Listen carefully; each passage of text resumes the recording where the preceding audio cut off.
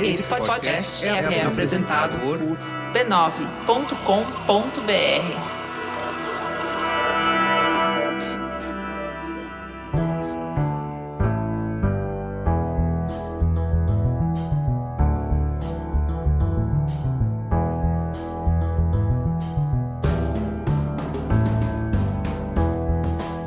Mamileiros e mamiletes, sejam bem-vindos ao nosso espaço de troca e diálogo de peito aberto. Eu sou a Juva Lauer. Eu sou a Cris Bartz e esse é o Mamilos. Prepara um chazinho de camomila que a conversa hoje requer calma.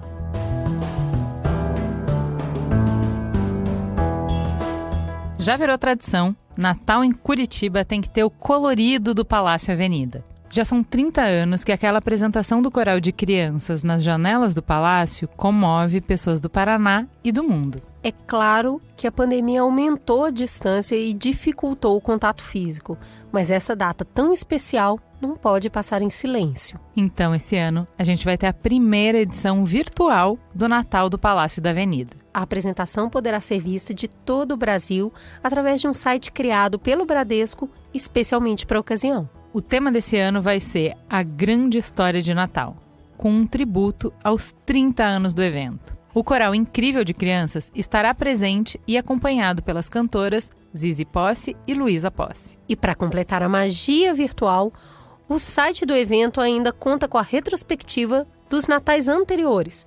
Tem também o podcast de Natal com Gabriel Luchar, com histórias emocionantes de Natal, e até uma opção para enviar cartões natalinos para a família e amigos. É o Bradesco celebrando a magia do Natal através das redes de tecnologia. Todos e todas conectados no dia 19 de dezembro, às 8h15 da noite, no site nataldopalácioavenida.com.br. A gente mal pode esperar.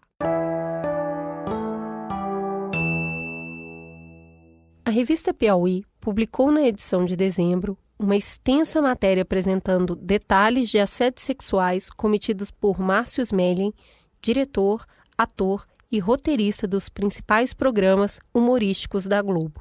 A matéria trouxe o assédio sexual para o centro do debate público essa semana. A revista Piauí fala ainda de outros episódios de assédio sexual que Márcio Smelling teria cometido contra a própria Dani Calabresa e outras funcionárias em diversas ocasiões. Segundo a reportagem assinada pelo jornalista João Batista Júnior, 43 pessoas foram ouvidas. 2 delas se dizem vítimas de assédio sexual, 7 de assédio moral e 3 dos 2 tipos de assédio moral e sexual. Márcio Smelling falou que o relato era uma fantasia. Uma pesquisa conduzida pela Think Eva e pelo LinkedIn traçou o cenário do assédio sexual em ambientes profissionais e mostrou que quase metade das mulheres ouvidas já sofreu assédio sexual. Desse universo, a maioria é formada por mulheres negras e mulheres que recebem entre 2 e 6 salários mínimos. Além disso, o Norte e Centro-Oeste têm uma concentração de relatos superior às demais regiões. De acordo com o Ministério Público do Trabalho, nos últimos 5 anos, as denúncias de assédio sexual aumentaram 64%. Mas essas denúncias são exceção. A pesquisa do Think Eva revelou que 60% não denunciam por medo de serem demitidas. O que sustenta esse gigante pacto de silêncio? No Brasil, as mulheres têm o menor índice de ocupação. Dados da Pesquisa Nacional por Amostra de Domicílios Contínua Trimestral do 4º trimestre de 2018 mostraram que, embora a gente represente 52% da população em idade para trabalhar, as mulheres correspondem a só 45% da população empregada, enquanto os homens a 64%. O que já estava ruim ganhou mais complexidade com a pandemia. Um levantamento realizado pelo IPEA indicou que a participação das mulheres no mercado de trabalho é a menor em 30 anos. Isso significa que o risco de perder o trabalho e entrar para as estatísticas de 13 milhões de desempregados contribui para o silenciamento e aceitação de episódios de assédio sexual. Para começar a conversa, então, a gente precisa primeiro entender o que é assédio sexual.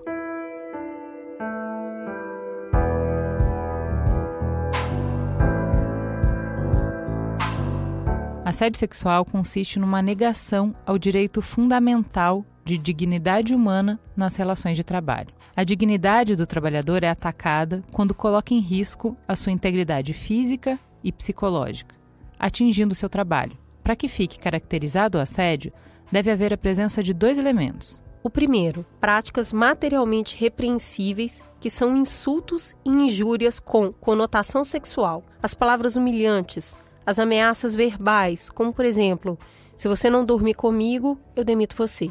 O segundo, práticas realizadas com o objetivo de obter benefícios de natureza sexual, que são promoções com base em chantagem, do tipo, se você dormir comigo, será recompensada muito bem em seu salário. Na lei, assédio sexual é definido como o ato de constranger alguém com o intuito de obter vantagem ou favorecimento sexual, prevalecendo-se o agente da sua condição de superior hierárquico ou ascendência inerente ao exercício de emprego, cargo ou função. Assédio sexual não é brincadeira, cultura brasileira, interesse, elogio, sedução, parte de ser homem, parte de ser mulher. Assédio sexual é medo, exercício de poder, trauma, intimidação, crime, limitador, violência, humilhação. É assédio quando o superior cria situações sistematicamente para ficar sozinho com a mulher, reuniões fora de hora, com um objetivo impreciso, pretextos para conversas que são inconsistentes. Esses são alguns dos sinais que devem despertar o alerta. Tem um outro indicador que é a constância de comentários grosseiros e toques inadequados. Homens que ao conversar sempre dão um jeito de colocar a mão na mulher. Abraços demorados, apertados demais, quando a profissional nem deu nenhuma abertura para isso acontecer. Assédio não é só um convite constrangedor que deixa a gente envergonhada.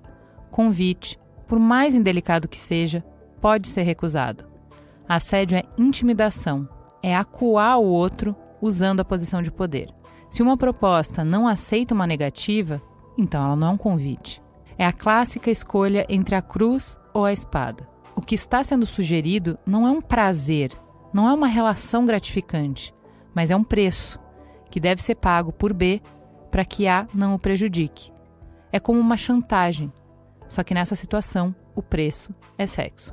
Diante de um cenário tão assustador, como é que muda o jogo? A nossa pergunta hoje é: assédio sexual, o que fazer?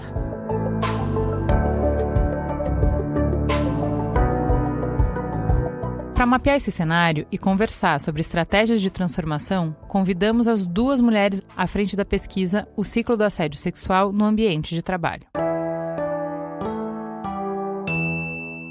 Antes de apresentar as nossas convidadas, vamos para um breve intervalo.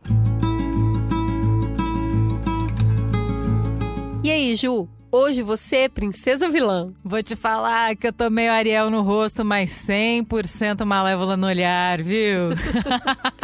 Para quem não tá entendendo nada dessa conversa, a gente tá falando da nova coleção Disney Princesas e Vilãs Vult. Uma edição limitada de produtos de maquiagem inspirados no encanto das personagens mais queridas do cinema. São paletas de sombras, iluminadores, blushes e batons multifuncionais com cores pensadas pra gente celebrar as princesas e as vilãs que fazem parte da nossa personalidade. Tem dia que a gente acorda com a gentileza e perseverança da Cinderela, a coragem de buscar nosso mundo ideal da Jasmine ou até mesmo a vontade de ser a dona da nossa própria voz, como a Ariel. E tem aqueles dias que a gente tá virado no feitiço da Malévola, com aquela força que faz tremer que só a Úrsula tem, a vontade de usar o nosso poder sem culpa da Cruella e até aquele desejo que empodera a gente da Rainha Má. Seja como for, a Vult trouxe as cores e os sentimentos que habitam dentro de cada uma de nós. Uma linha ideal pra gente presentear a nós mesmas ou aquela pessoa querida. Afinal, a magia das personagens Disney é que cada uma delas faz a gente lembrar de alguém muito especial. É ou não é? Natal aí, minha gente. Conheça a linha Disney Princesas e Vilãs Vult no site vult.com.br. Então vamos começar apresentando quem já é de casa, quem já tem a chave da nossa casa, do nosso coração, da nossa mente. Maíra, seja muito bem-vinda. Para quem está te ouvindo pela primeira vez, quem é você na fila do pão? Oi, queridas, obrigada pelo convite, pela generosidade. Eu na fila do pão sou Maíra Liguori, sou cofundadora da Think Eva, que é uma consultoria de inovação social que se dedica a transformar o mundo corporativo e a comunicação no mundo melhor para as mulheres. Seja muito bem-vinda, Maíra. E temos também gente que está na frente de batalha para colocar em prática as ideias que a Maíra fica dando pelo mundo. Ana, por favor, se apresente para os nossos ouvintes. Quem é você na noite? Conta um pouquinho. Primeiro, eu queria agradecer o carinho e a oportunidade de estar aqui. Acho que vai ser uma conversa super legal. Ana Cláudia Plihal. Sou engenheira de computação, sempre trabalhei em empresa de tecnologia, mãe da Carolina e do Henrique, que são dois adolescentes, o Henrique com 17, a Carolina com 16 anos, que me ensinam muito sobre uma outra perspectiva de mundo, diferente da minha. Tenho hoje a liderança do LinkedIn aqui no Brasil, e estar numa plataforma, numa empresa como essa, acaba me dando a oportunidade de também carregar algumas bandeiras que eu pessoalmente acredito, com a expectativa da gente mudar esse nosso país para alguma coisa muito melhor do que a gente tem hoje. Só sonhadora na mesa, isso que é uma mesa boa. Então, já que você está falando de mudança, de acordo com o Ministério Público do Trabalho, nos últimos 5 anos as denúncias de assédio sexual aumentaram em 64%. E eu queria, para a gente abrir a conversa, entender qual é a urgência e a relevância do tema. A gente está tendo mais casos de assédio ou a gente tem mais mulheres reconhecendo o assédio e tendo coragem e meios para denunciar? De verdade, eu pelo menos entendo, a gente entende que é muito mais um caso de mais coragem de denunciar. Acho que a gente chegou como sociedade num estágio que algumas coisas já não são mais aceitáveis, já não são mais admissíveis, né? E a nossa educação também, com tudo que a gente vem acompanhando de agressões pelas quais o mundo passava, é que a gente para e fala assim, como é que a gente convive com isso? Chegaram no limite. E aí entra também essa questão especificamente dessa violência contra a mulher, que é o abuso sexual, o assédio sexual, aonde se para assim, mas por que eu tenho que aceitar isso como normal? Não, não é normal. Então, quer saber? Deixa eu contar aqui que eu não quero passar mais por isso, eu não quero que outras passem por isso. Então, a gente vê um crescimento das denúncias, né? Mais mulheres com coragem de contar o que viveram e de relatarem as suas experiências. Maíra, vendo das conversas que você tem tido nesse meio e também com essas mulheres que passam por esse tipo de situação, a gente ouve muito a palavra coragem, né? Teve coragem para denunciar, teve coragem para falar, e eu queria conversar um pouquinho do contratermo disso, que é, se eu não falei, eu sou covarde. Como que pesa hoje para as mulheres que estão em ambientes muito tóxicos e que pagam um preço muito alto por essa coragem, se entender nesse ambiente de denúncia, de silenciamento? Quando a gente viu a pesquisa que vocês levantaram, uma das coisas que eu e a Juliana ficamos falando do nosso passado não muito distante muitas vezes a gente tolera e depois a gente sai, né? Eu não denuncio entendendo o que aquilo vai significar para minha carreira, para mim enquanto pessoa. Eu não vou levantar essa maneira, eu vou embora. E, inclusive, você acaba indo embora por outros motivos. Você fica procurando um emprego para sair dali. Na entrevista de desligamento, você sempre fala, tive uma oportunidade melhor e tudo mais.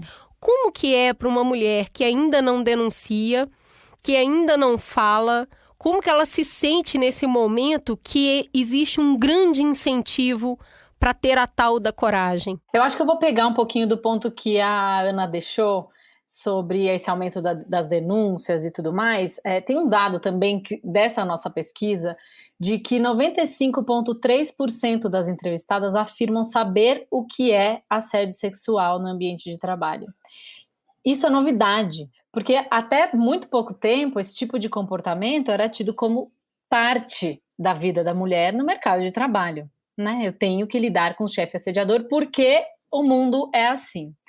Agora, a gente já tem essa tomada de consciência, né? Então, a gente já tem um caminho de informação e uma formação de rede entre mulheres também, que podem trocar experiências, em que elas podem, puxa, isso aconteceu comigo, putz, aconteceu comigo também, e o que você fez e como eu reagi. No entanto, é injusto a gente falar de coragem num momento como esse, porque a coragem é a única coisa que essa mulher tem. Ela não tem o apoio da empresa, ela não tem o apoio da sociedade, ela vai ser retaliada, ela vai encontrar inúmeros obstáculos que depois a gente pode até falar mais detalhadamente sobre eles, mas a coragem é hoje a única coisa que ela tem. E muitas vezes essa coragem não adianta.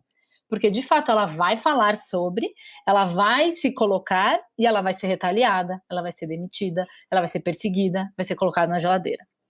Então, vai ser humilhada, né? Porque vai ser sobre ela, vai virar sobre ela. Ela vai ficar estigmatizada. Perfeito, Ju. E eu acho que seria de um grandíssimo valor se a gente parasse ou se a gente diminuísse a importância do indivíduo corajoso nessa equação e aumentasse a importância do coletivo na solução desse problema, né? Aí é falar sobre política pública, é falar sobre as políticas de RH dentro das empresas, é falar sobre campanhas de educação e comunicação para conscientizar as mulheres vítimas e conscientizar os agressores de que não está tudo bem eles se comportarem desse jeito. Então, acho que o outro aspecto que a Cris trouxe do acovardar-se, na verdade, muitas vezes é o caminho de proteção que essa pessoa encontra. Sobrevivência, né, Maíra? Eu quero sobreviver a isso. Eu gosto quando você fala que é uma novidade que as mulheres saibam identificar o assédio, porque, na verdade, parece que a gente deu nome para um sentimento. Cara, você sente, tem uma coisa bicho dentro de nós, né? Quando a pessoa começa a te olhar de uma determinada forma, parece que até o cheiro, o ar muda. Você não quer mais ficar sozinho com aquela pessoa, tem um monte de instinto te mostrando que você está ficando em perigo, muito desconfortável. E parece que aí, quando vem com o termo rotulou um sentimento que eu já carrego há anos. E aí sim eu começo a voltar na minha memória e pensar em situações e falar, caramba, eu já passei por isso. Então eu sei do que elas estão falando. É muito difícil você conversar com uma mulher que nunca tenha sentido esse nervoso, sabe? Quando a gente não sabe e a gente começa a tentar falar do sentimento, é assim, eu só sei que eu não quero ficar sozinha com essa pessoa de jeito nenhum. É isso. Esse nervoso é a falta de clareza se isso que está acontecendo comigo é assédio ou não. Porque também existe isso. Enquanto a gente não der contorno e disser, existe uma linha clara, que é a linha do consentimento, existe uma linha clara, que é do exercício de poder. Enquanto isso não estiver na mesa, muitas vezes as mulheres não vão entendê-las. Essa sensação que você descreveu super bem, Cris, ela não dá conta de resolver a situação ou de esclarecer a situação. Tem um dado também da nossa pesquisa de que 10% das mulheres não tem certeza se aquilo que ela viveu foi assédio ou não, porque existem 1000 nuances, existe uma zona cinza ali no meio. Né? Então é muito delicado, por isso que eu acho que é uma discussão que tem que ser grande e coletiva e não está centrada no indivíduo, apesar de que é com a informação de cada indivíduo que a gente vai conseguir essa transformação, porque não pode estar nas costas só da mulher resolver esse problema, porque muitas vezes ela não tem as ferramentas e o entendimento necessário. Né? O que é muito maluco é que quando a gente olha, né, para os números, a gente está falando que 1 em cada 2 mulheres reporta já ter vivido isso. Então, assim, não é possível que na minha empresa eu tenha 100% daquelas mulheres que não passaram por aquilo, né? E até para contar como esse investimento, esse estudo nasceu, ele nasceu de um relatório que o LinkedIn faz todos os anos, onde apontou que uma das 4 tendências para melhorar a atração de talentos para as corporações era a partir do momento em que essa corporação, essa empresa tivesse políticas claras anti-assédio. E aquilo chamou muita atenção, porque era um estudo Brasil. Isso se repete em outros países também, mas aquele estudo era Brasil. E aí a gente no LinkedIn falou assim, o que será que quer dizer isso? E aí que a gente começou a procurar em mais informações e vimos que a gente tinha pouco conhecimento, pouca fala sobre esse tema. E se ele aparecia como uma tendência, vamos ver o que é que está por trás? E aí a gente chega nesses números. 1 em cada 2 mulheres, menos de 5% das mulheres reporta que passou por isso formalmente. Quer dizer, tem uma causa raiz ali que mistura um pouco com a nossa cultura, que fala que é a coisa do brasileiro ou de ser brasileiro. Não, é uma violência e tem que ser combatida, né? E aí o que a gente decidiu? Então vamos quebrar esse tabu, porque quebrar esse tabu, falar sobre, dar esse contorno que a Maíra comentou, é trazer a segurança de que, primeiro, eu não estou sozinha, agora eu dei um nome para esse sentimento que eu vivi, e o que eu posso fazer com isso? Eu dou voz. Então, o nosso grande objetivo é esse.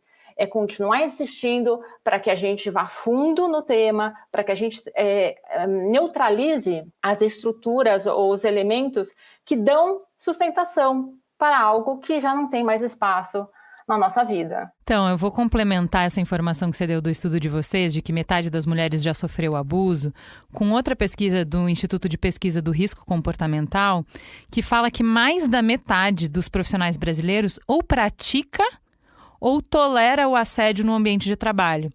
Quando eu falo tolerar o assédio, quer dizer, eu sabia que a Cris estava sofrendo assédio, ou eu via que ela estava sofrendo assédio, mas eu também não podia fazer nada, mas eu também não sabia o que fazer, mas eu também... Então, de alguma maneira, eu relativizo as coisas ou eu me omito diante disso.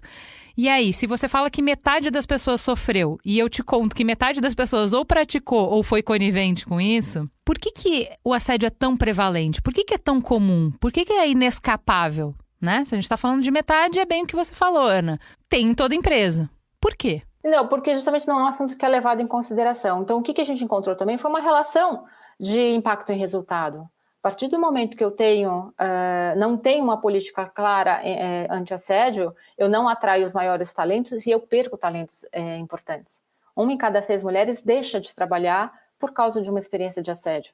Então, eu estou perdendo uma capacidade, um potencial intelectual, um potencial de produção importante. E a gente também não pode mais se dar ao luxo de ter esse tipo de perda de recursos, né? E aí é voltar e falar assim, tá, não é só o indivíduo, a mulher que tem um papel nisso. A empresa tem um papel gigante. E é essa conversa que a gente tem que começar a levar as empresas a assumirem. Um dos meus papéis, inclusive, como executiva do LinkedIn, é ter conversa com outros executivos sobre o tema. Então, eu tenho dados, eu tenho fatos, deixa eu te mostrar, né? E é interessante, porque a primeira reação é de choque. O que essa mulher está querendo falar comigo sobre esse assunto? O que será que ela sabe que eu não sei? E aí eu falo assim, olha, eu não estou falando de você nem da sua empresa especificamente, eu estou te trazendo dados estatísticos e estou te dizendo, precisamos ter uma comunicação clara de qual é o posicionamento que a tua empresa vai ter perante esse tema a partir de agora. Né? E a gente está falando o quê? É tolerância zero. Como é que a coisa funciona, que tipo de apoio você vai dar para a pessoa que está denunciando, educar a todos e a todas o que é o abuso, o que é permitido, o que não é permitido, o que é um mal entendido, o que é intencional, o que gera violência e, portanto, gera prejuízo, seja ele emocional, seja ele material. E a partir daí ter um mecanismo constante de ter essa conversa aberta, para que a gente já não tenha mais tanto susto quando entra numa sala de reunião para falar assim, vamos falar sobre abuso sexual? E a pessoa fala assim, meu Deus, o que essa louca está fazendo aqui? Que assunto é esse? Maíra, eu acho que tem uma questão que a gente precisa falar. A empresa é um microcosmo da sociedade, né? Estão ali todos os elementos que já fazem parte da sociedade mesmo. Então eu te pergunto, por que a gente vive numa sociedade que tem tanto abuso sexual? É um número gigantesco. Ou eu tô praticando, só tem 3 grupos. Ou eu tô praticando, ou eu tô sendo a vítima dessa prática, ou eu tô assistindo a essa prática. Então, de alguma forma, todos nós estamos envolvidos nela. Por que tanta gente? Por que a gente vive assim? Bom, Cris, essa é a pergunta fundamental do feminismo, né? Na verdade, porque o assédio, ele tá muito ligado ao que o próprio patriarcado impõe às mulheres. Então, ele nos coloca nesse lugar em que nós não somos sujeitos, tanto quanto eles, nossos corpos não nos pertencem, então ele está a serviço. Nossa inteligência não vale nada, então aí a gente transporta para o mercado de trabalho e assim, você numa reunião, colocando uma ideia importante e alguém te interrompe e fala, nossa, você fica linda com essa roupa, você vai falar, isso é um assédio sexual? Ele talvez esteja na zona cinza, mas evidentemente é uma violência, porque ele tá minimizando a sua contribuição e tudo que você tem para trazer para a mesa.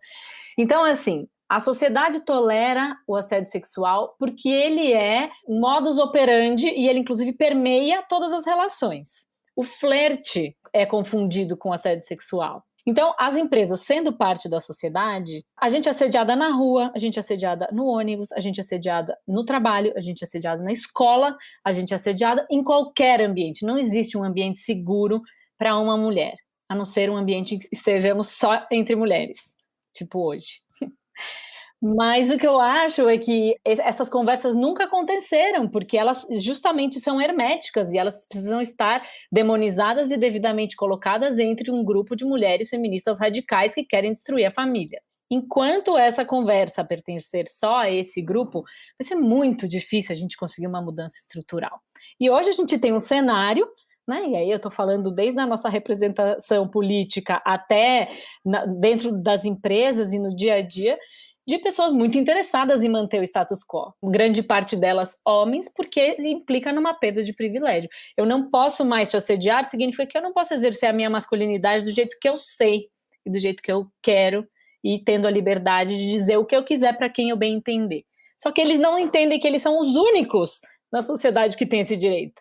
Então, existe toda uma conversa. O assédio sexual, ele a gente adora falar, né, um efeito dominó, assim, porque se você começa a debater assédio, você vai aprofundando e a base é a cultura do estupro. É a base de que os corpos e as mulheres estão a serviço do homem e é isso. Dentro do ambiente de trabalho existe ainda uma relação, uma camada a mais, que é a relação de poder.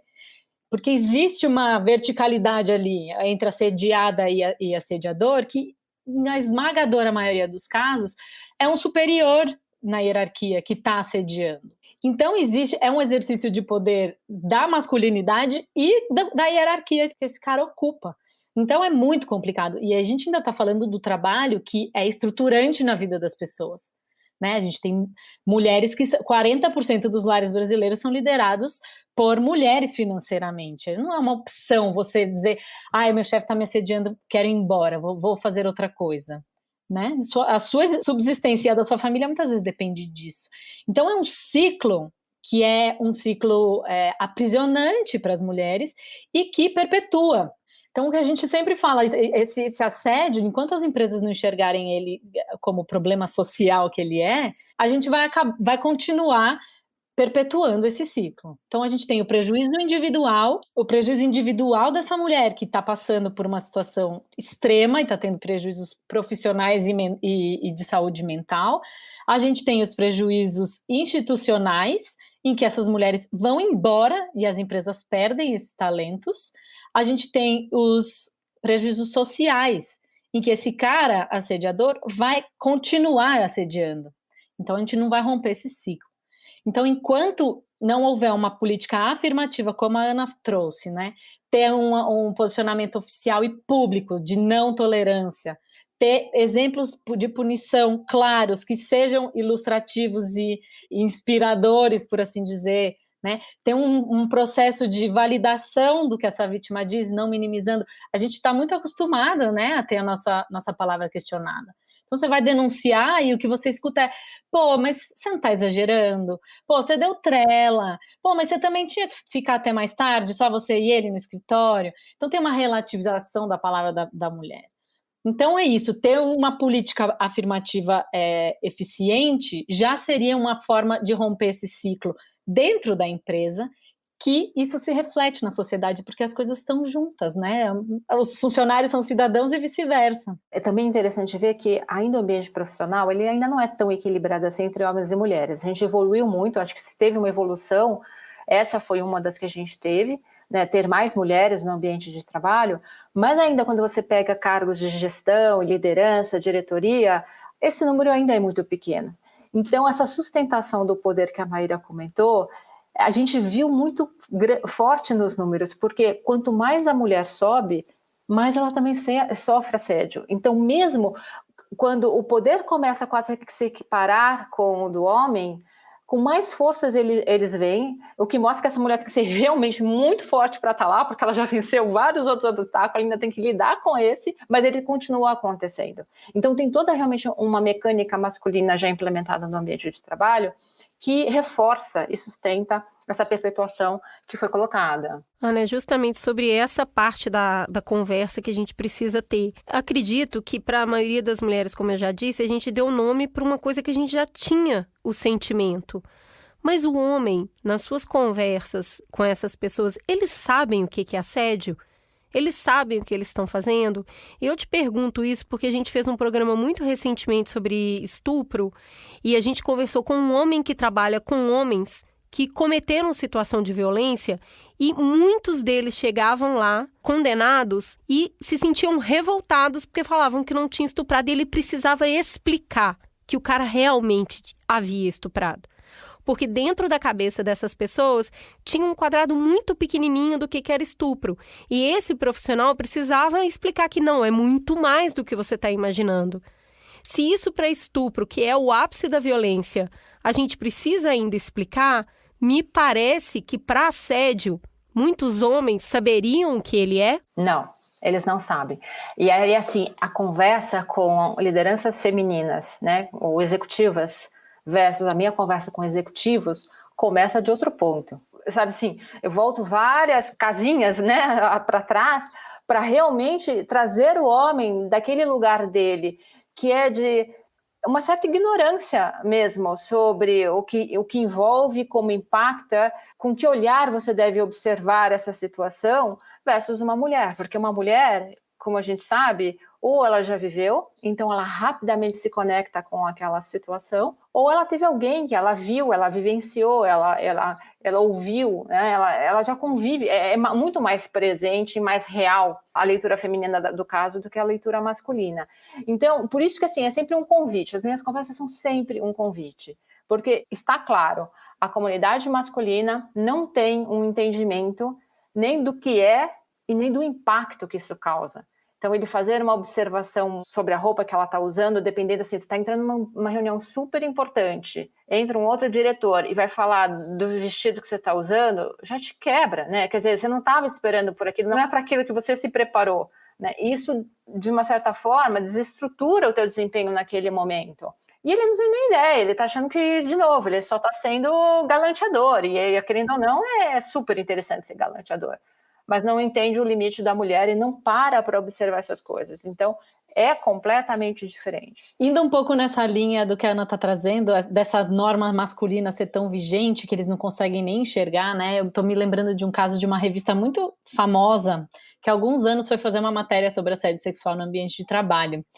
E, enfim, por ações 1000 e várias ativistas participaram e muitas pessoas deram entrevista e não sei o quê. E no final da edição, a matéria se transformou num guia de como os homens se safam, como se safar de possíveis denúncias. E aí eu fiquei tão chocada, assim, porque a lógica da própria revista era a lógica masculina, era tão impossível de se fazer ouvir naquele momento. Acho que hoje a conversa ainda está um pouco mais aquecida, mas assim, nem quando o tema é esse de verdade, né? Acontece uma inversão. Muito bom você trazer isso, porque você está falando de, não necessariamente, de quem está abusando, né? Quem escreveu essa matéria? Qual é o interesse? Qual é o lugar que ela ocupa, né? Nesses 3 lugares que a Cris falou. Ou você está sendo assediada, ou você está assediando, ou você está assistindo. Esse terceiro lugar eu queria explorar um pouco. Eu e a Cris, a gente assistiu e ficou muito impressionada com a série The Morning Show, que vai levar 8 episódios, sei lá, uma temporada inteira, para começar a descortinar o que tem por trás do assédio sexual. Como é possível que um assediador em série continue cometendo esse crime, né? E aí, assim, a série deixa muito claro que sozinho ele não consegue. É preciso existir toda uma estrutura por trás que permita esse comportamento, às vezes, em alguns casos, estimule esse comportamento, né? Ou faça vista grossa. E aí eu queria voltar para uma coisa que a correção que a Cris fez em relação à coragem, que eu acho que também importa para esse terceiro lugar. Que é assim, quando a gente fala que se você assiste e você não toma uma providência, você é conivente, eu acho que a gente tem que voltar para esse lugar que a Cris, essa correção que a Cris fez com muita pertinência, que é, calma, peraí, qual é o espaço de ação que a pessoa tem para você dizer que ela precisa fazer? Porque, no meu entendimento, como a gente tem uma simetria de poder no assédio, né? Você vai ter um chefe abusando de uma subordinada. Quem está assistindo, se é todo mundo subordinado, essas pessoas não são cúmplices, elas são outras vítimas. Porque a partir do momento que o assediador não se dá o trabalho nem de ficar sozinho com a vítima, ele se acha tão potente que ele pode fazer na frente de todo mundo, ele também está desrespeitando todo mundo que está assistindo.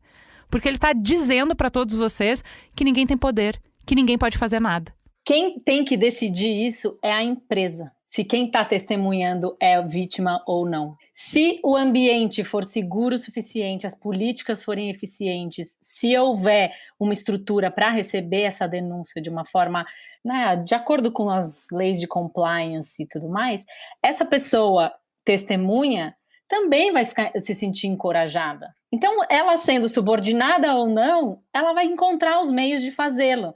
E ela fazendo isso, ela também está ajudando a vítima. Então, por isso que eu digo, as empresas têm um papel fundamental nessa conversa. É elas que vão dar o framework, elas que vão definir onde é que vão colocar a luz. Quando eu começo com as conversas, né, com algumas empresas com quem eu já falei sobre o assunto, é interessante, depois da primeira reação de choque, a segunda afirmação é: mas nós temos um canal de denúncia. Aí a pergunta que eu faço é: ok, você tem um canal de denúncia, quem recebe essa denúncia?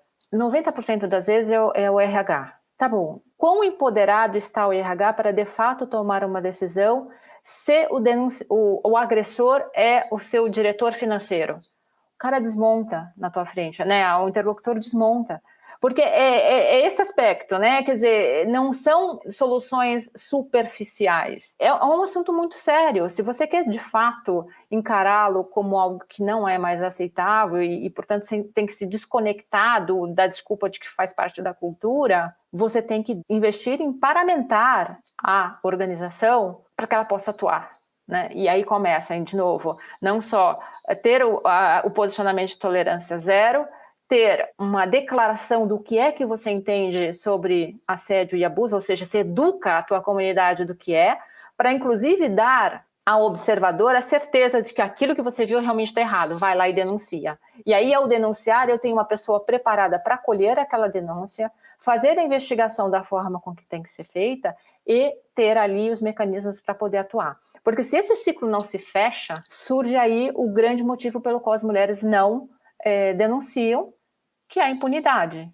Né? E aí a Maíra tem os números de cabeça, mas assim, o que ficou muito claro, e que aí de novo a gente pode até conectar com outras questões da nossa sociedade brasileira, o quanto que essa impunidade, acho que é o grande ácido, né, da nossa estrutura. De fato, Ana, para 78,4% das entrevistadas, a impunidade é a principal barreira. Né? Elas não denunciam por causa disso. E as políticas ineficientes em segundo lugar. Então, eu denuncio e o que eles vão me devolver não me atende, ou me revitimiza, ou, né, me coloca numa situação ainda mais vulnerável, né? E medo em terceiro lugar, de toda essa retaliação e essa situação que a gente já mencionou antes. Então, essas são hoje as grandes barreiras para denunciar, e inclusive existe até, é importante a gente fazer um recorte racial e socioeconômico nessa conversa. Existem percepções diferentes, dependendo da renda das mulheres e da raça. Então, existe um sentimento, por exemplo, como a gente estava falando de que não é um problema 100% entendido. Hoje, o assédio ele é entendido muito literalmente. Você passou a mão em mim, você me mandou uma mensagem baixaria, pornográfica, ou alguma coisa muito explícita. Mas 1 em cada 4 mulheres tem a sensação de que ela pode ter provocado. Talvez eu tenha provocado. E esse número ele é 10 pontos quase 10 pontos percentuais, 9,3 pontos percentuais maior entre as mulheres que ganham até 2 salários mínimos. Então já é um lugar socialmente de serem violentadas e estarem nesse lugar de receberem esses abusos a ponto de questionarem, eventualmente fui eu que provoquei. Então esse número reflete o lugar que essas pessoas também estão. E o lugar que o assediador também está. E aí, Ana, eu queria trazer isso para você, já que tem o LinkedIn que conversa com várias outras companhias. Esse assediador, muitas vezes, como a gente está falando de hierarquia aqui, ele está no topo dessa pirâmide. E da experiência corporativa que eu tenho, a maioria das pessoas que sobem tem motivo para ter subido. Elas entregam alguma coisa para a companhia. São pessoas que tecnicamente são muito boas, são pessoas que têm em mente todo o operacional da companhia. Ou seja, a empresa está praticamente na cabeça daquela pessoa. A gente sabe que no Brasil, sistemicamente, as coisas começaram há muito pouco tempo. O nosso principal insumo dentro das corporações são pessoas. É aquela pessoa que sabe tudo da logística da empresa, ou sabe tudo do financeiro da empresa. Ou seja, o poder que a gente está falando aqui não é só um poder financeiro, um poder sobre a equipe. Essa pessoa tem um poder na empresa. A empresa existe a partir dela. E aí, vem para mim uma funcionária que está no mediano, que ela não está nesse cargo de gestão, ela não tem a empresa na cabeça dela, e aí eu me colocando no lugar dessa empresa que não tem compliance, não está disposta a conversar sobre isso, ela vira e fala, eu vou perder o seu Zé, que está aqui há 40 anos e sabe tudo. Se esse homem sair, eu quebro. Ou eu vou perder a Joana, que é novinha, está aqui. Eu até acho que é verdade, porque afinal a Joana é a quinta que reclama do seu José. Mas eu prefiro que a Joana vá embora, ou eu dou um aumento para ela, vou ver o que eu vou fazer, porque eu não posso perder o seu José. Eu queria que a gente conversasse um pouquinho sobre o poder também está nessas pessoas entregarem algo de valor capital para a empresa e aí ser mais difícil ainda combater essa cultura, porque a empresa de alguma maneira depende dessa pessoa. Isso está mudando, tá? Então, sim, se vê o valor do seu José, né, e o quanto que a operação depende dela, mas começa a se ver também o prejuízo que ter várias mulheres, Joanas, passando por essa situação, traz para a corporação. Então, como eu falei, a gente só se atentou, ou não só se atentou, mas acendeu uma luz muito forte sobre o assunto, porque isso aparece de um estudo feito no Brasil com mais de 2.000 pessoas dedicadas a cuidar de talentos no Brasil. E se elas estão dizendo, é porque elas já estão sentindo de que está na hora da gente fazer alguma coisa. Senão, a minha diferenciação de mercado também desaparece. Vem junto a essa tendência, cada vez mais, o quanto que, quando a gente fala de transformação digital, se na década de 2000 tecnologia foi o que fez as empresas se diferenciarem, a gente está vivendo a era onde um indivíduo, a pessoa é que faz a diferença. É de verdade a tua criatividade, é a tua capacidade de escutar a dor do teu cliente, é o talento que compõe o teu grupo de funcionários que vai te diferenciar entre a empresa A e a empresa B.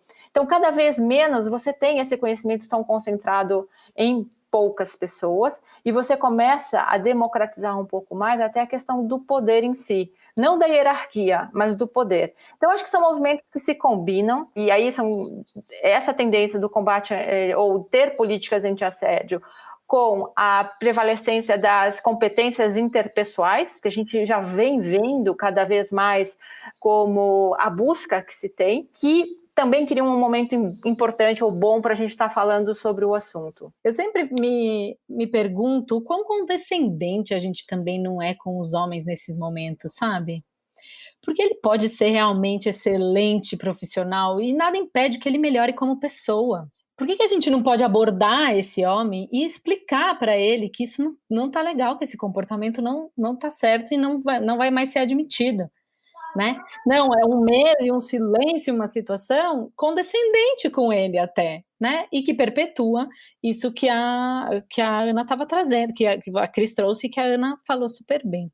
Então, só queria trazer um pouquinho esse ponto. Queria entender um pouquinho como é que hoje as mulheres, que estratégias elas têm quando, se a gente está falando que é tão prevalente o assédio sexual nas empresas, quais são as estratégias que as mulheres hoje usam para se defender na realidade que a gente tem, não na que a gente quer construir? Eu acho que é muito individual. O que a gente tem de dados da pesquisa é o efeito disso, que é muito mais delimitável do que a estratégia em si, mas o que a gente tem é que os efeitos desse assédio são muito devastadores. Então, como a Ana já trouxe, 1 em cada 6 pede demissão, 5% só recorre ao RH, existe um problema de autoestima e de desempenho, elas veem a performance delas afetada, as mulheres negras mais ainda, né? Medo de ser demitida, tudo isso colocando a saúde mental dessa mulher em um lugar muito, muito ruim também, prejudicando ela em vários aspectos. De estratégia, o que a gente viu na pesquisa, e é sobre isso só que eu poderia falar com propriedade, é de que elas se apoiam umas nas outras. É isso que eu ia falar. Então, elas não denunciam formalmente ao RH, mas elas confidenciam com suas colegas. E é a única ação que elas tomam. Não para na confidência, né? Eu acho que a gente, nessa falta de acesso institucional, a gente vai... Não é que a gente fica sem resistência nenhuma. A gente monta uma resistência coletiva dessa coisa de, quando entra uma funcionária nova, você já cola nela e já avisa, aquele cara é problema, você não fica sozinha com ele na sala. Já rola aquela coisa de, se o cara te pede um trabalho para ficar depois, a sua colega fica junto com você para você não ficar sozinha. Esse tipo de resistência a gente já vê hoje, né? Então, assim, eu lembro dos lugares que eu já passei, sempre receber o briefing na hora que você entra, deixa eu mapear aqui, dessas pessoas que estão aqui, isso aqui é sinal vermelho, esse é laranja, esse é amarelo, esse aqui é verde, você já tem tudo mapeado. Mas eu acho isso de uma generosidade absurda, porque a pessoa, inclusive, ela está se colocando em perigo quando ela está mapeando as coisas para você, né? E eu acho que essas mulheres que têm a coragem de... Isso aí eu falo que é coragem mesmo, e eu acho isso muito importante para as mulheres, que é muito difícil que o assediador tenha assediado uma pessoa só. Não é só com você, porque não é sobre você, é sobre uma relação de poder. Então, eu acho que se alguém está com dúvida... se está sendo assediado ou não, conversa com a colega. Porque se você tem alguma dúvida, essa colega vai te ajudar, senão ela já vai saber de um caso, de uma outra.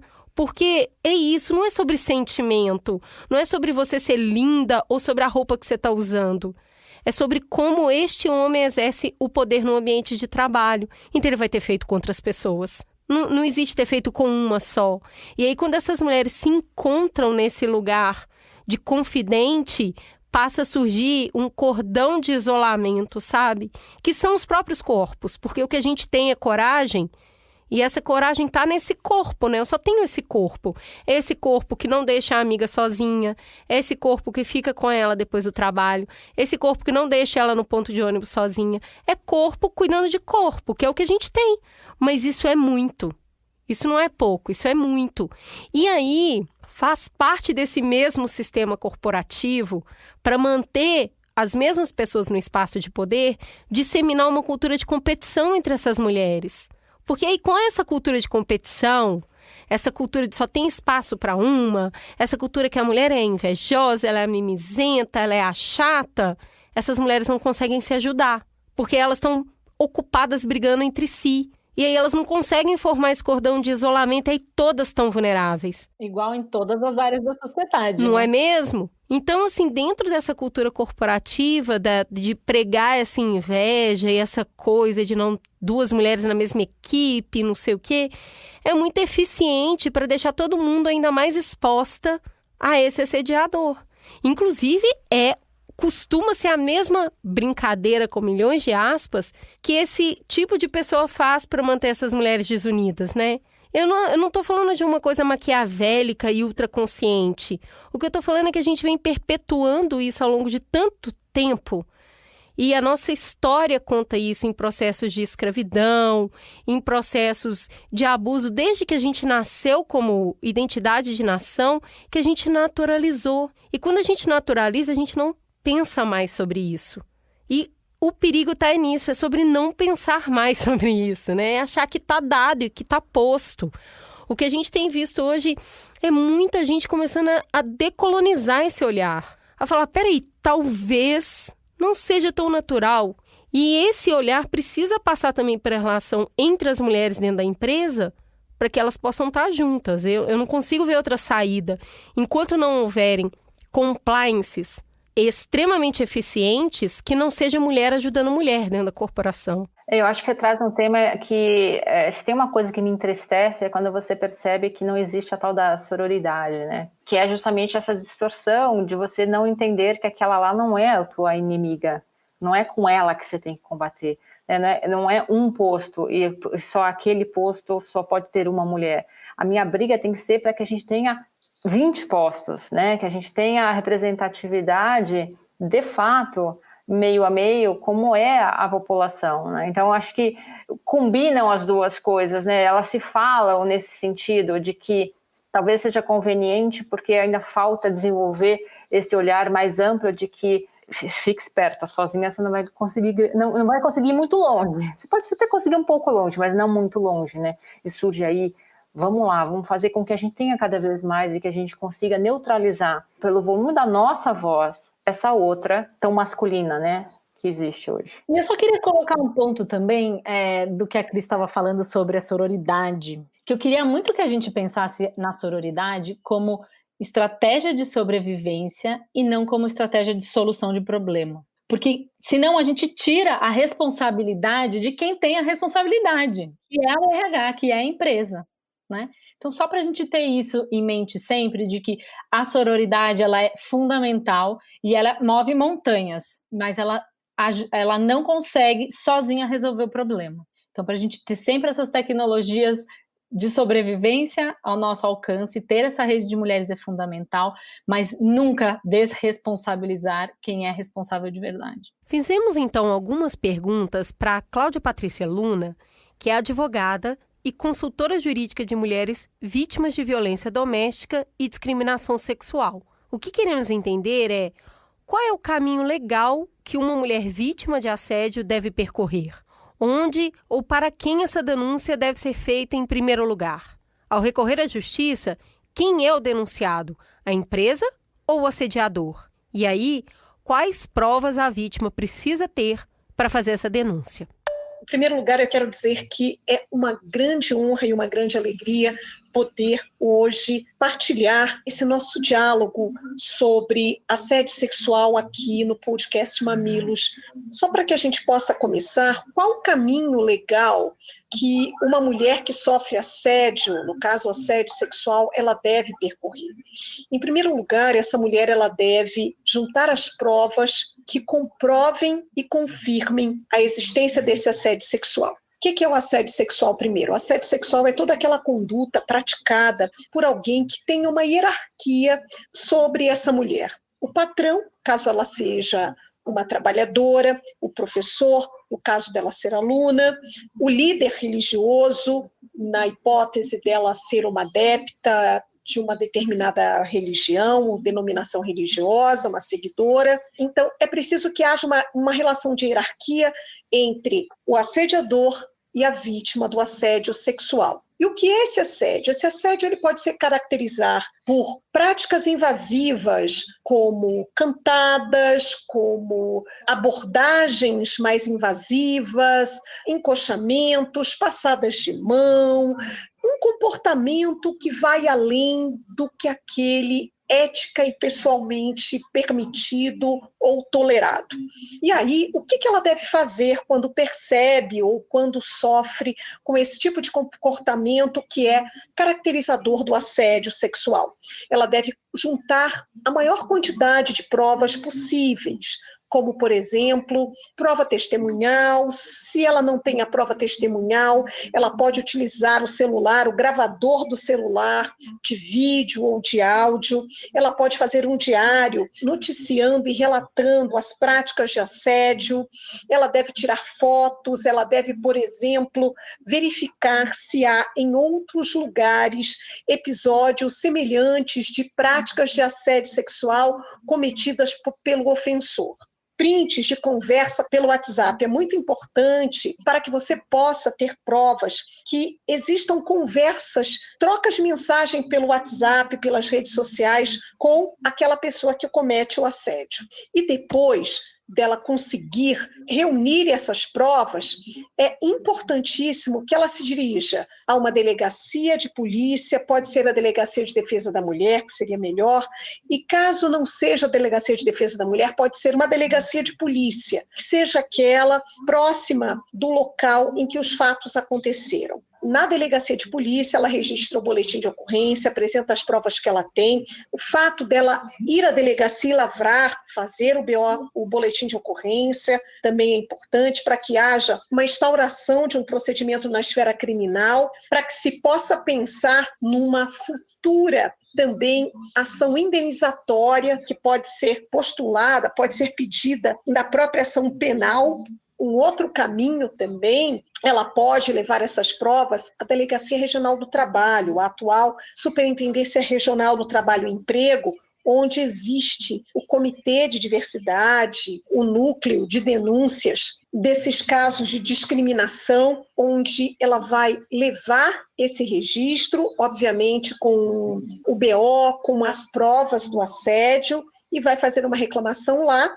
Quem é denunciado, a empresa ou o assediador? Nesse caso, ambos podem ser denunciados, não é? A empresa, que, obviamente, por ter escolhido mal esse funcionário que tem esse poder de mando sobre a vítima, esse poder hierárquico, né, de superioridade em termos de chefia e de mando em relação à vítima, então há uma responsabilização dupla.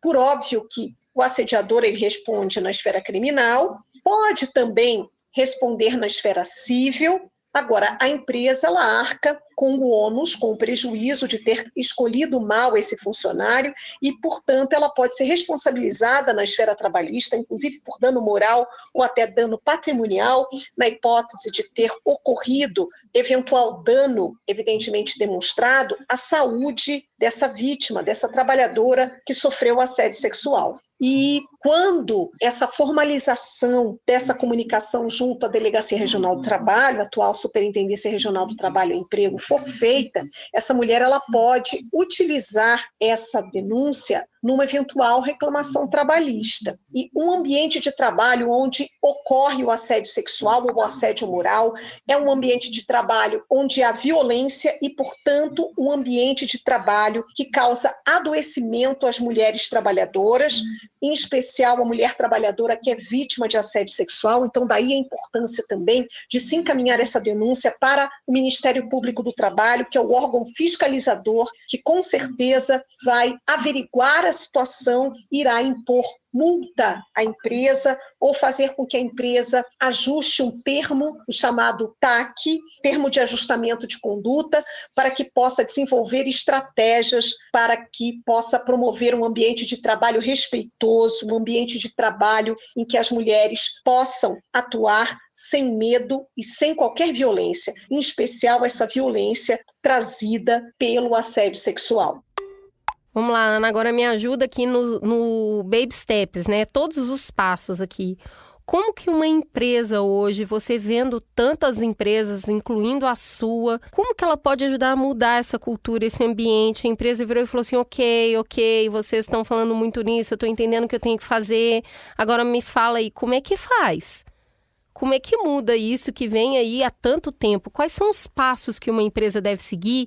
E é muito legal a gente falar isso aqui, porque muitos dos nossos ouvintes não só trabalham em empresas, como têm suas próprias empresas, e os nossos ouvintes são muito formadores de opinião, para que as pessoas que estejam nos escutando se instrumentalizem para ir lá incomodar as companhias nas quais elas trabalham. Depois de tudo que a gente aprendeu com o estudo e com o que a gente ouviu de muitas das mulheres, a gente acabou resumindo em 6 pontos que a gente sugere que as empresas analisem com critério, né? A primeira, de fato, é adotar a tolerância zero para os casos dos assédios denunciados, responsabilizar os agressores, monitorar constantemente os casos e as estatísticas, ouvir e acolher as vítimas. Esse é um ponto super importante. Você tem que dar essa segurança para a vítima de que ela vai ser ouvida e acolhida, que são coisas diferentes, né? Não é só ouvir, mas é acolher também. Assumir publicamente o seu papel na luta contra o assédio e atribuir a maior responsabilidade às empresas para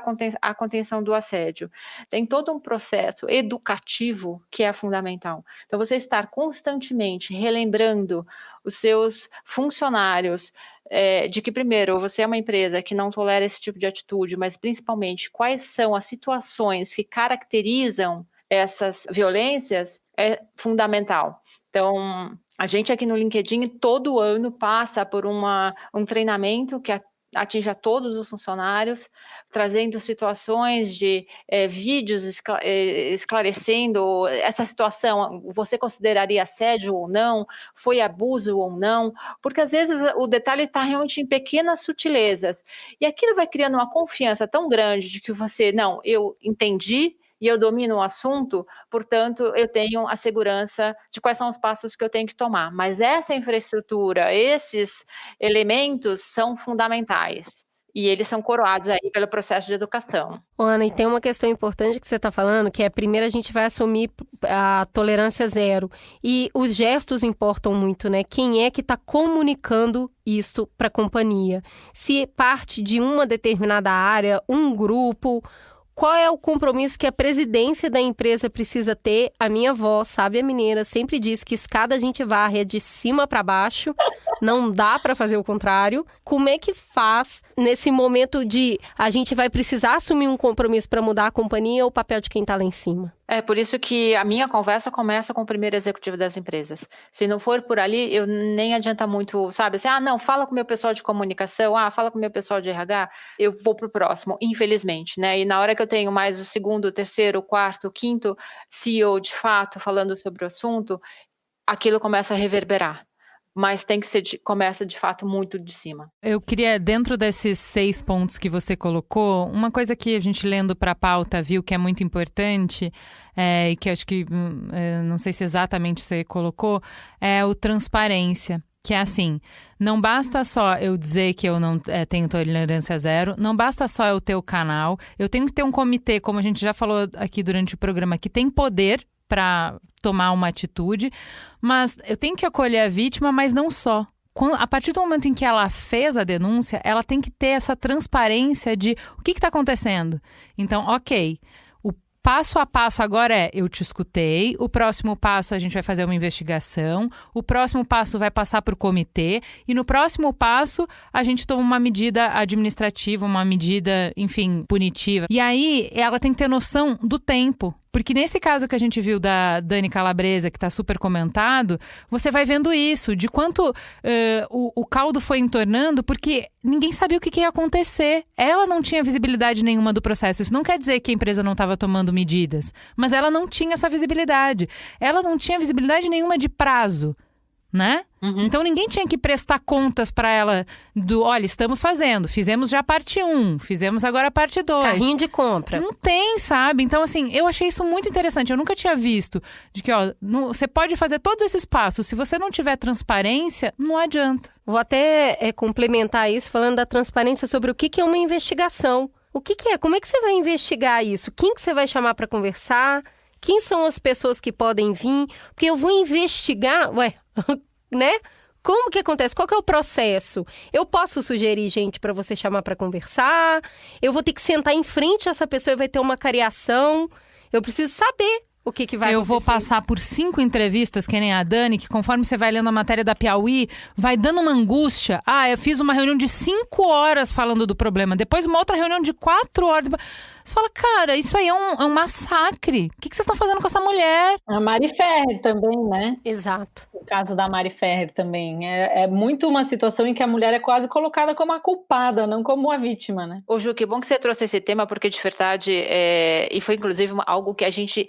Por causa disso, a questão da transparência ela é tão importante que por causa disso a gente fez mudanças na nossa plataforma LinkedIn. Porque assim, o assédio ele não é exclusivo do mundo analógico, né, do mundo real. Infelizmente, ele migrou da mesma maneira para o mundo virtual.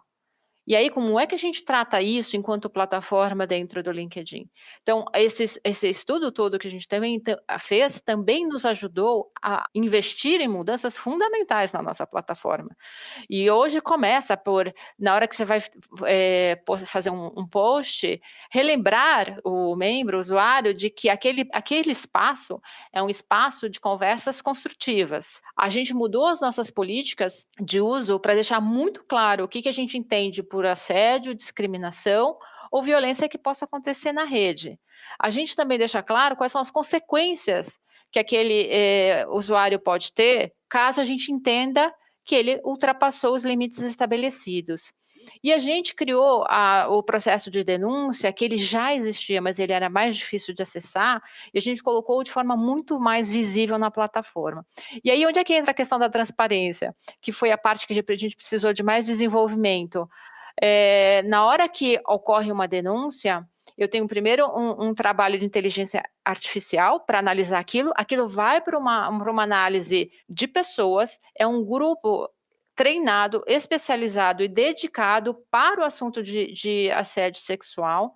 Inclusive, qualquer denúncia de assédio, ela tem a maior prioridade dentro do LinkedIn, e a pessoa que denunciou, ela tem um acompanhamento, ela tem um reporte do que é que está acontecendo, em que estágio isso está, qual foi o parecer que a plataforma deu para aquela situação e a consequência para o agressor. Por quê? Porque justamente a gente não queria deixar passar nenhum dos pontos que a gente ouviu das mulheres. Porque isso que vocês comentaram, desses processos absurdos, não é uma ou duas histórias, essas são as que a gente tem contato, mas se não todas, né? Aquele desgaste infindável de voltar ao assunto, relembrar detalhes, outra pessoa, e aquilo não acaba e você não sabe para onde isso vai. Enfim, trouxemos para o mundo virtual o que a gente aprendeu no mundo real e certamente ter claro, inclusive, qual é o processo na parte educativa, dizer a todos, olha, vai passar por isso, por isso e por isso, mas também com toda a confidencialidade, dentro daquela acolhida que a gente comentou para quem foi agredida no caso, em que estágio essa coisa está, qual vai ser o próximo passo, o que é que vai acontecer e qual foi a nossa conclusão. Ô Maíra, esse sistema da Ana deu super certo, a mulher foi lá e identificou o que ela estava sentindo, ela fez uma denúncia, o RH fez uma investigação transparente, chegou no ponto que aí a gente entendeu que realmente a pessoa cometeu aquele ato de assédio sexual. Então a gente tem um culpado, né? Tem uma pessoa que realmente todo o processo foi feito corretamente e entendeu-se que esse homem é um culpado. E aí tem 1000 coisas que podem serem feitas e muitas delas acaba acontecendo a demissão, inclusive quando se torna um caso público, porque existe uma pressão popular para se tomar uma atitude efetiva sobre aquilo. E aí, voltando também para muito do que é responsabilidade das empresas hoje, a gente fala muito sobre geração de resíduo. E pessoas também são resíduos. Quando a empresa simplesmente demite um funcionário que comprovadamente realizou um assédio, e provavelmente ele vai ser bom tecnicamente, a gente falou disso aqui, ele está numa posição hierárquica boa, aí ele vai para outra empresa e muito provavelmente ele vai cometer a mesma coisa lá. Qual que é a responsabilidade que a empresa e que a sociedade tem quando a gente identificou o assediador, e ele é claramente isso, já está claro para todo mundo, que vai além do que ele só cumpriu uma pena na cadeia, mas o que dá para fazer para que essa pessoa não se torne efetivamente um assediador? Ele seja também uma pessoa. Dá para resgatar ou é perder o Playboy? Olha, eu ainda prefiro acreditar na humanidade, viu? Se fosse a Sim. pergunta para mim, eu tenho visto isso, não é só... Eu tenho visto de verdade que tem uma grande parcela de ignorância. Por mais alto cargo que a pessoa tem, existe uma grande parcela de ignorância. Quando você começa a trazer sustentação, estudo para o tema, a pessoa vai movendo de posição, ela vai até se fragilizando em relação a isso e se abrindo a um olhar diferente. Então, eu acho que a pessoa passar por um trauma desse, de chegar... O fato de, cara, é sério, eu tô sendo demitido por causa disso, eu acho que já é um aviso suficiente, né? E aí ele vai se lembrar, talvez, de todas as informações e treinamentos e conversas pelo qual talvez ele tenha passado e não tenha dado tanta importância. Eu prefiro acreditar de que a humanidade tem salvação. Você já viu isso, Ana? Já teve algum caso que você viu o cara falar assim, realmente, eu fiz isso, eu assediei? Assumi assim, não, eu assediei, não, mas eu vi situações de grandes executivos falar assim, nossa, eu acho que eu preciso tomar mais cuidado com algumas coisas que eu faço. Eu vi. Eu acredito muito nessa linha da Ana também, e aí muito também em justiça restaurativa e não punitiva, sabe?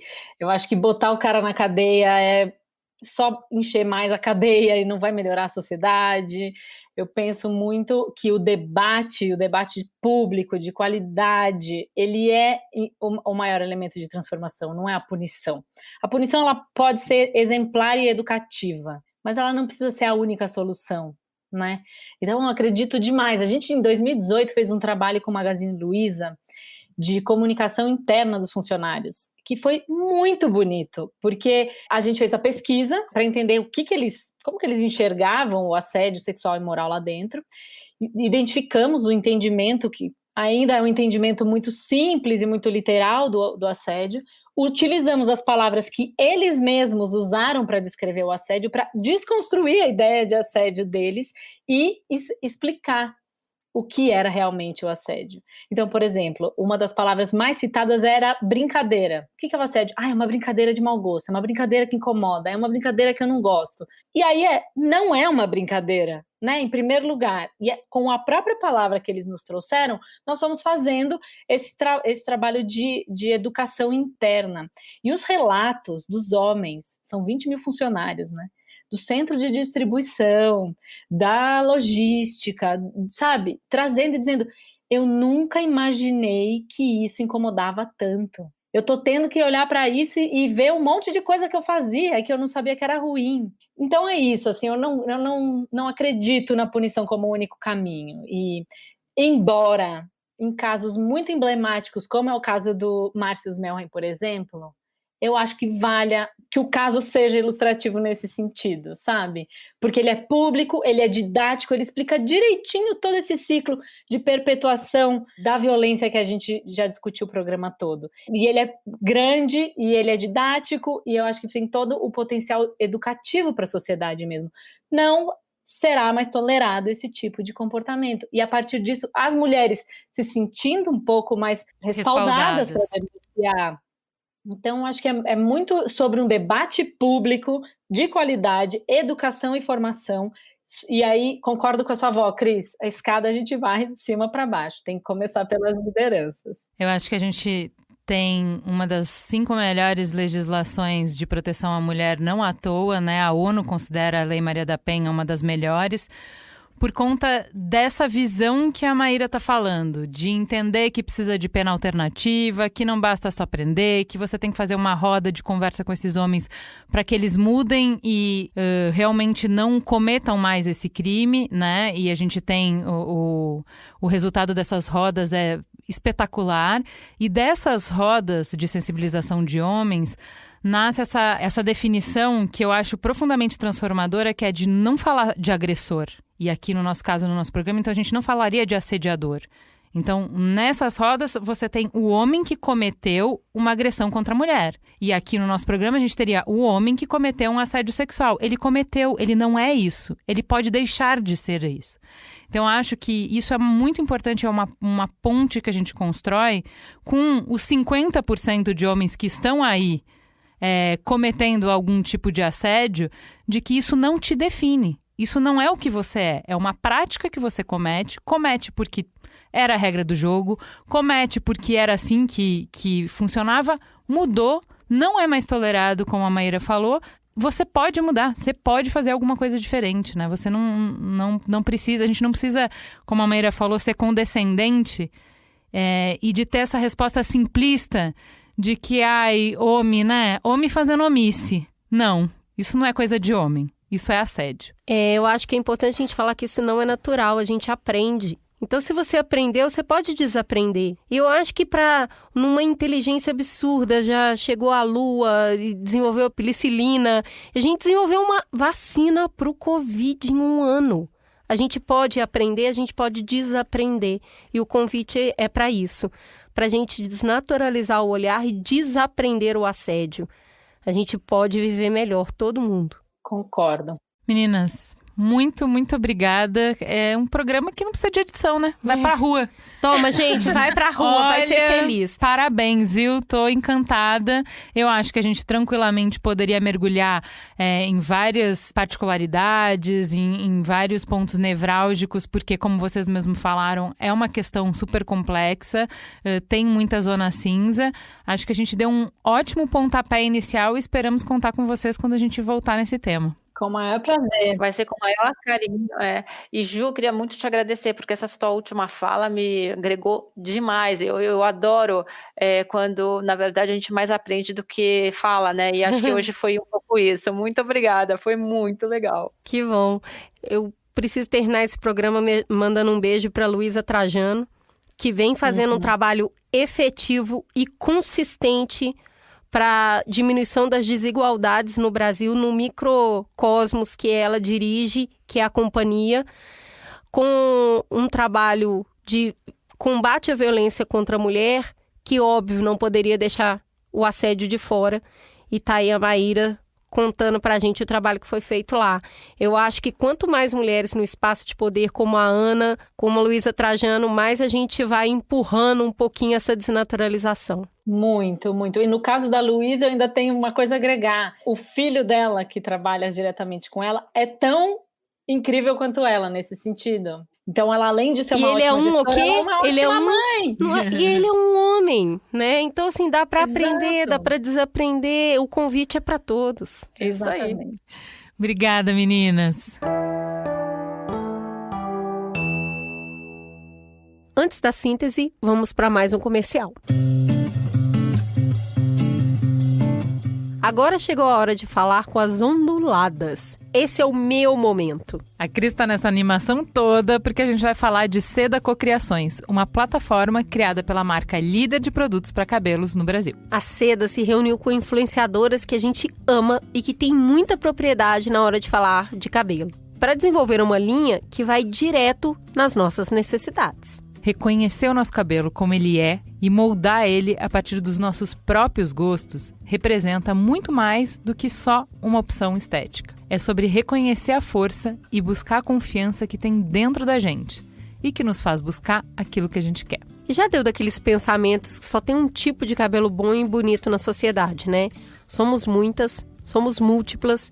Mais da metade das mulheres do nosso país tem os cabelos ondulados. E eu sou uma delas e sei na prática como a oferta de produtos para cabelos como o meu é bem menor no mercado. Por isso, um dos produtos Seda Cocriações tinha que ser para cabelos ondulados, né? A Seda chamou a Gigi Grigio, atriz, cantora e modelo, para desenvolver o produto que fosse direto na necessidade das onduladas. O resultado foi uma linha de produtos anti-frizz e que busque dar mais brilho e maciez para os fios ondulados, com fórmula enriquecida com água de arroz e leite de coco. Com Seda Ondas Anti-Frizz, a gente pode deixar as nossas ondinhas livres e prontas para arrasar. Para saber mais sobre a linha Seda Cocriações, entra lá no Instagram, @sedaoficial, ou no site da marca, seda.com.br, e garanta já o seu.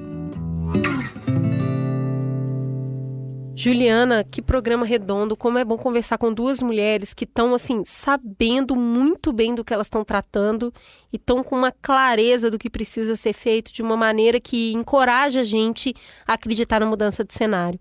Como é que isso bateu para você? Eu acho que mesmo que eu já tivesse alguma noção sobre o que é assédio, na hora que a gente começa a conversar e percorrer mais o território cinza, vai ficando mais claro. E eu acho que isso muda com o tempo. Quanto mais a gente conversar sobre isso, mais a gente vai entender e mais a gente vai ter estratégia para responder. Eu gostei muito do programa ter se colocado muito claramente a favor de estratégias coletivas. Então, a gente tem que sair do paradigma de celebrar as vítimas que têm coragem e que enfrentam uma via crucis, como a Dani Calabresa enfrentou, e sofrem muito e gloriosamente conseguem derrotar o sistema, e partir para uma ação que é mais sobre construir um sistema em que o mais fácil, o mais simples e o mais direto seja que, quando um crime acontecer, ele seja prontamente identificado, denunciado e corrigido, reprimido. E também o programa me dá uma percepção mais ampla de combate ao assédio, que não é necessariamente só uma política dentro da empresa para identificar e para reprimir. Não é caça às bruxas, né? Não é isso que vai resolver. Tem uma situação ampla, e aí eu consigo identificar, por exemplo, que o fato da mulher receber 30% a menos que os homens é criar uma situação para continuidade do assédio sexual. Esse negócio de ver o outro como menor, sabe? E aquilo, já que a gente faz o mesmo trabalho e recebe menos do que eu, logo é menor que eu. Eu posso ir ali fazer alguma coisa e não vai dar em nada, não tem implicação. Outra coisa, tecnologia. Não ter uma empresa que tem um sistema e que tem processos ajuda a criar um ambiente de trabalho propício ao assédio, porque fica dependendo da inteligência de uma pessoa e ela ganha muito poder, né, na empresa, e ela pode fazer o que ela quiser porque ela nunca vai ser demitida, a empresa depende dela. Outra coisa, o trabalho informal também ajuda a criar um ambiente propício para o assédio, porque a empresa não tem que se responsabilizar pelo que está acontecendo lá dentro. Então, é amplo o assunto. Sim, o compliance e poder identificar e combater isso é muito importante. Mas para que não aconteça, a gente vai precisar enlarguecer esse leque de soluções. Muito bom. Eu acho que foi muito claro o desenho de estratégias que elas propuseram, né? Eu acho que tem um serviço grande aí para as empresas que nos escutam, para os ouvintes que têm alguma influência dentro de empresa, começar essas conversas. Porque a gente deu muito dado e muito fato para que você possa incomodar o RH. Com, olha só, se 50% das mulheres já sofreu assédio, então aqui está rolando. O que a gente vai fazer sobre isso? A Cris tem falado muito sobre a gente começar a assumir o risco de produzir desconforto nos locais que a gente frequenta, nos espaços públicos que a gente frequenta, porque é só na base do desconforto que as conversas começam. Então, que a gente possa sair desse programa fazendo uma pergunta. É só uma pergunta gatilho. Então, o que vamos fazer aqui dentro? Vamos perguntar, gente. Porque se a gente não pergunta, parece que não está incomodando ninguém. Tem que fazer a pergunta, tem que incomodar. Esse é o convite. Temos um programa? Temos um programa. Fica a gostosa sensação de mais um Mamilos no Ar. Até semana que vem, gente.